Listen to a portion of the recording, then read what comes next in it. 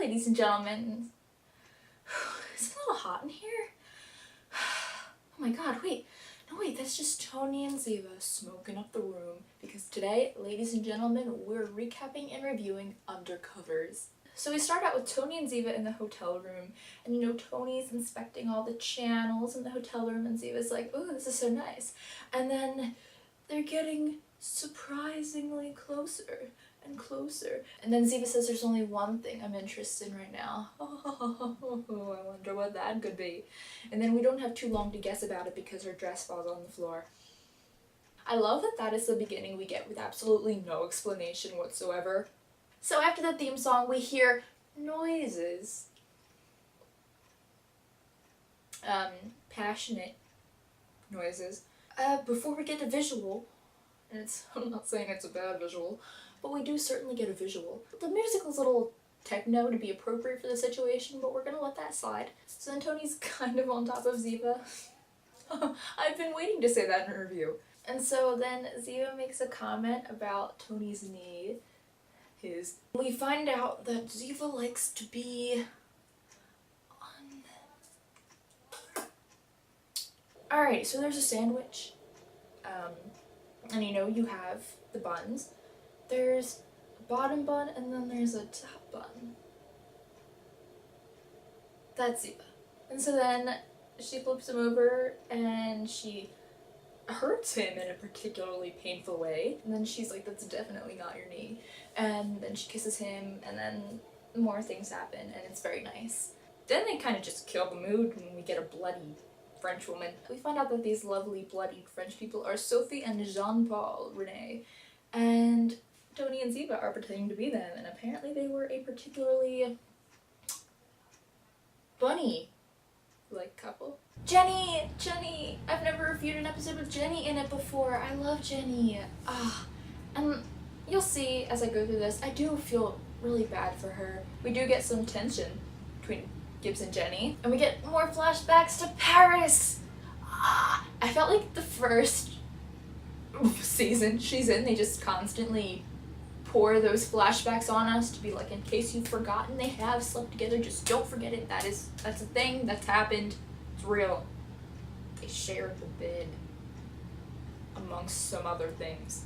So basically, Ducky has to find out Jean-Paul and Sophie's personal details and relay them to Tony and Ziva because right now they're working blind. Turns out Tony and Ziva are being watched by people who are not NCIS, and apparently they've done it multiple times.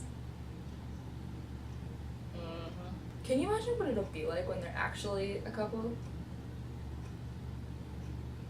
Moving on. How cute is McGee and his little waiter concierge? I don't know hotel speak. How cute is he in that little costume though?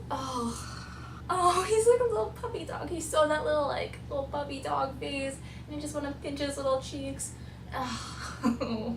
This episode gave us so many things for Berlin to parallel, which they did, and I didn't even notice how many there were, like when Denozo was revealing a little more than they wanted in the video conference both times, and just a lot of things that are ahead of us are paralleled, and I love it. Also the start of Sweet Cheeks. Fun fact, the guy who Tony and Ziva are working for is actually the actor that plays Emily Field's dad in Pretty Little Liars, and he's much different on this show, in case for those of you who watch. Both know he's definitely not the same character. And Ziva's like, my love, I guess I'm dressing up for you after all. Again, another kind of Berlin parallel a little bit. Oh, it makes me happy. I'm so happy right now. I love McGee's face in this whole scene whenever they make some kind of innuendo or like sexual kind of reference. And McGee's just like, guys, this isn't cool, guys. That's really the start of it because he kind of does that for the rest of the series. This is also the start of that god-awful nickname when Ziva calls Tony, I'm only gonna say it once, Ziva calls Tony my little hairy butt. That is the worst nickname. I refuse to accept that as a nickname. I'm so glad they didn't put that in Berlin, or I would have had to tear my eyes out. If you've written it into fan fiction, I'm sure you're a lovely writer and it's a lovely story, but if you've included that nickname, I've probably punched a wall while reading it. And the French names, oh. Poor Tony, just having the worst time with the steak and the dinner. He's like, yeah, this is lovely, just the 6 of us, how romantic. Because, he and Ziva do like to get super romantic when they're together. And then we get Gibbs the shipper, who tells them to maintain their cover that night. And then Dino's is like, you want us to maintain it all night? And Gibbs is like, did I stutter? Gibbs wants his Tiva smut, and he wants it now. Give the man his smut. Gibbs and Jenny have this super playful relationship that Gibbs never really has with anyone else except for now. And I miss that because we don't see it a lot anymore ever since Jenny died, and just as the series progressed we see less and less of it. And I love his playful, fun side where he's kind of snarky but he's joking around. That's something I definitely wish we could see more often. Season 11? Please. Poor Jenny. I feel like she lacks a lot of self-confidence no matter how brave she tries to be or confident she tries to act.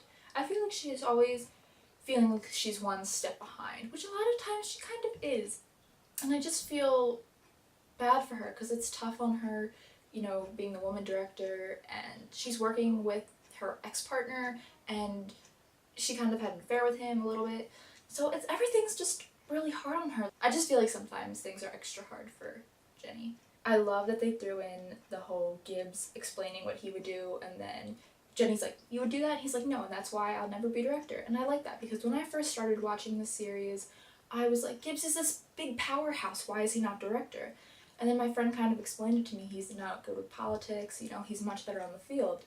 And I wish I would have started off with something towards the beginning, which most people do, but like the rebel I am, I started in season 6, and by then everything was developed. I think that's a very good way to describe Gibbs's approach, that whole scene right there, where he knows what could be done, but that's not the way he's doing it, because that's not his style, and I like that a lot. She snores like a drunken sailor with emphysema. Next. I like that that's the first time we see that she sleeps with a gun under her pillow. I don't know, I think it's very Ziva-like, and I don't know, it's always a little fun character trait, yeah, she sleeps with a gun under her pillow, who knew? And then, like the rest of us, Jenny's watching it and enjoying it. Poor McGee's watching Tony and Ziva, he's like, you're sleeping at a 5-star hotel and I'm a waiter. He also forgot to mention that Tony has the hot woman too. Palmer's pretty much the same, but he's a little bit more confident, and not quite as...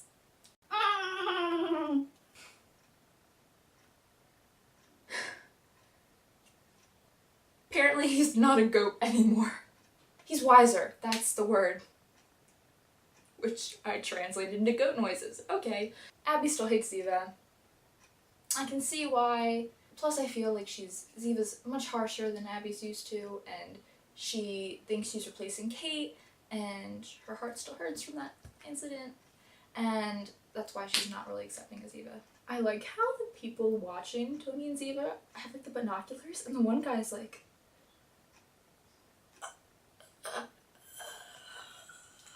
what exactly were they doing that required that much in-depth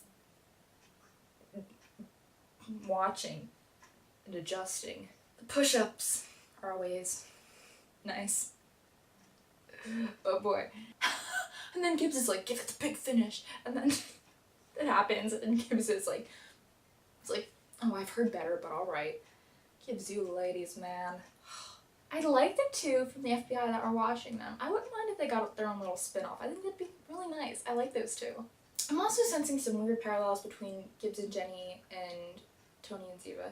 I think they happened a lot more earlier on. They've kind of lightened up now. There used to be a lot of them, and this episode is pretty heavy on them. Maybe they chose different paths. That's when the parallels stopped.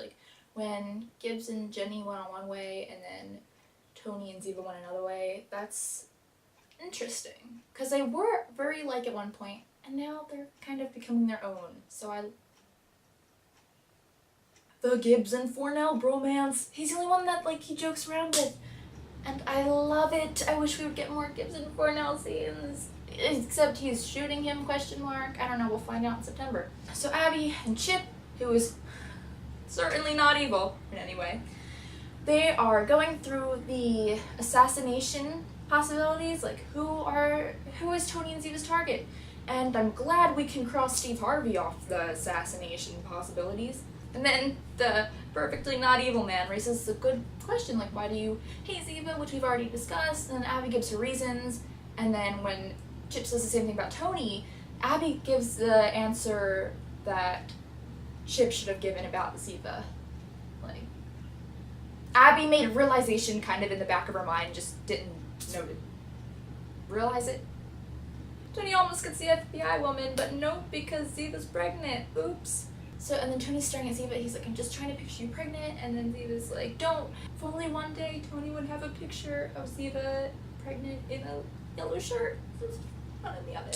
And he said she was smiling. If only that would happen one day. When you wish upon a star.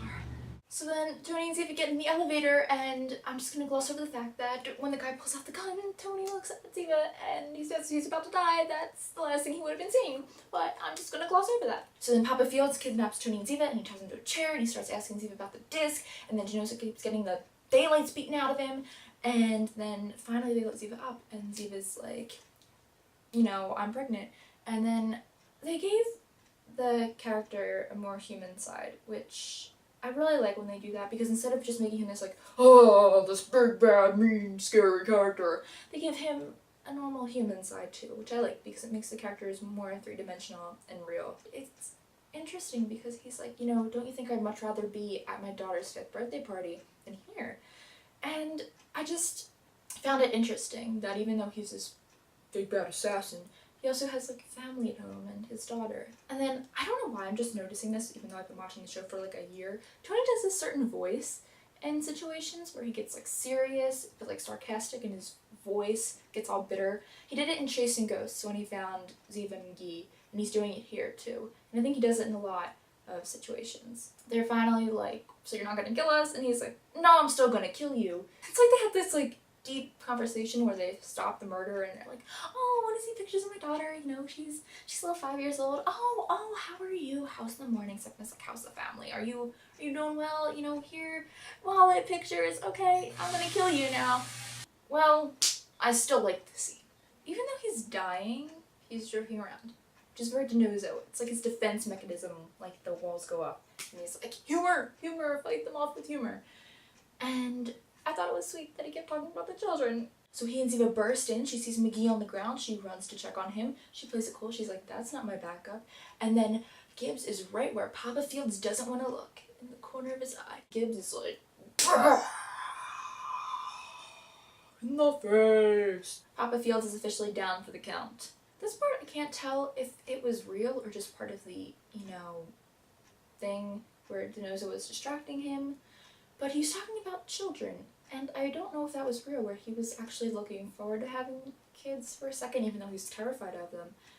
I can't tell if that was part of the cover or really him, because he even says, like, a little DeNozo, and again, that could very well be part of the thing where he's, like, surprise attack. But it makes you wonder, was he really actually excited about having children? So then he suddenly turns into a ninja, and he's like, I'm DeNozo, and then he, like, backs out the chair, and they walk in, and he's terrorizing this guy. So then Ziva walks over, and she's like, enough, and DeNozo is like, I want a divorce, and Gibbs is like, I can help you out, I've had 3 of those already. Then they're taking extra special care of DeNozo, and Ziva's like, I'll drive you home, and everyone else is like, no. He just barely escaped death. Let's not tempt fate again. Jenny walks down the stairs looking drop dead gorgeous, and Ducky is handsome as ever. They head off to the ball, and then everyone helps to get DeNozo out, and then Gibbs is left there, and Abby's like, by the way, happy birthday! And suddenly, this episode just punches you in the gut with the most unexpectedly painful ending, and he takes out his little flask from Shannon and Kelly, and he's like, I miss you guys. Where did this come from? What? We were just having sex. And suddenly we are breaking my heart with memories and dead people. I love this scene, but I have no idea where it came from. Who was like, yeah, let's make it Gibbs' birthday, let's make him blow out the flask, let's make him admit that he misses his family, even though he is rock solid, brave Marine man, and his emotions come out, which that never happens, and they're coming out now because it's his birthday and he's all alone and his family is dead and there's no one there to help him. Even his second family just ran out on him. What are we... Yeah, let's make that happen. So the episode has a surprisingly touching and sad ending. I don't know where it came from, but it evens out the funny, sensual nature of the episode. I don't know, I love the episode, and it's one of those episodes that you always hear about. Even after almost a decade, people are still talking about this episode. I think it's gonna be one people remember when the show ends. Can you imagine what would have happened if this episode premiered now? If, like, season 10, they just had this episode where they gave us no explanation in the beginning, and that happened. I feel like while it was more teasing and raunchy and wild, then I feel like it would have been slightly more meaningful if it had been recently. So I don't know if they were holding out on that because they didn't want to ruin the actual moment with the fake moment. I really like this episode. I know everyone else does too, or a majority of people at least. I have nothing else to say. If you haven't seen the episode, watch it, because I just ruined the whole thing for you. But check it out, and I will see you guys at some later point in your lives. Bye.